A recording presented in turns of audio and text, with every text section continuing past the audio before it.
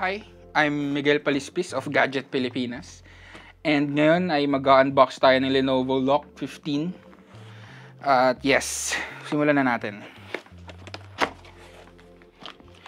Itong Lenovo Lock pala isang laptop na pwedeng gamitin for work and for gaming dahil siya ay may RTX 4050 na graphics card. Naka i5 na rin siya na ganda nung pagkaka-package. Mahirap siyang hugutin. Pero at least alam mong secure yung laptop. So mabalik tayo. Ang kanyang processor ay isang i5 na 12th gen. Tapos may 512GB na rin siya na SSD. Tapos meron siyang 8GB na RAM na upgradable. Labas muna natin yung laptop para makita nyo ang kanyang kulay. Ang kanyang kulay ay storm gray. There you go. Yan, at meron siyang mga blue accents. So, dito yung mga ayaw niya. Buksan natin. Ayun. Ang kanyang model ay 15IRH8. Ang kanyang screen ay 15.6 inches. Ayun, as I've said, mostly for work ko siya gagamitin. Pero yun nga, capable siya maglaro ng mga, sabi natin mga hanggang 1080p na medium settings. Yun yung pinaka sweet spot nitong machine na to. Balak din namin gumawa ng mas in-depth na review pag nagamit ko na siya ng mas matagal. So ayun, mas madidetail namin kung ano talaga yung capabilities itong laptop na to at kung sulit ba siyang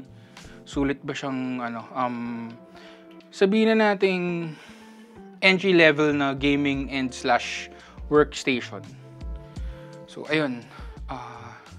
Yep. For work, ang gagawin ko dito. De, pero, kung games, siguro mga ARPG like Diablo 4, PoE 2, ano pa ba? Mga ganun games. Hindi masyado heavy kasi kung mag-heavy ka ng mga AAA games dito, siguro at best 1080p na low. Pero since may DLSS na rin, di pa namin natitesting, baka mas kaya mong i-push ng onte. So yun yung mga isa sa mga bagay na itetest namin. Ayun, for work naman usually puro word processing lang yung gagawin ko dito, so hindi masyado matrabaho for the laptop. Kayang-kaya naman yun for sure. Yung music po ba, gamit ba yan? Music work? For music work, yes. For digital audio workstations, kayang-kaya naman niya. Siguro kailangan lang dagdagan yung RAM. Baka eventually dagdagan ng RAM para tumodo. De, ayun.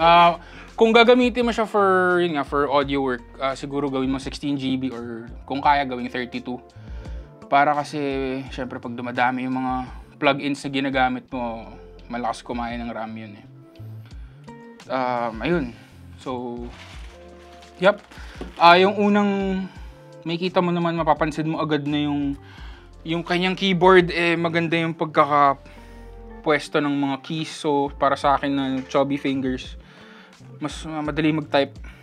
Pero usually kasi pag nagtatrabaho din naman ako, nagdadala din ako ng extra keyboard. Pero mukhang dito hindi naman kailangan. Kasi malaki din yung kanyang pad. Bagay din para sa mga chubby finger dude. So yun. Ano po kasama sa box? Ang kasama sa box ay ang kanyang adapter. So, isahin natin. Here you go. Ipis yan ah. Yep. 170 watts. Ito.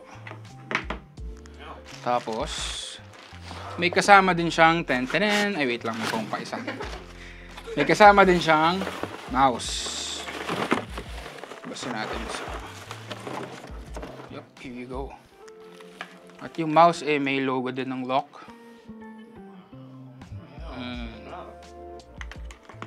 Komportable po ba yung cable na kasama? Yung mouse, yep, I mean for... Ako kasi hindi ako masyadong maselan sa paggamit ng mouse. So ito, perfect na to for me. Para sa use na naiisip ko.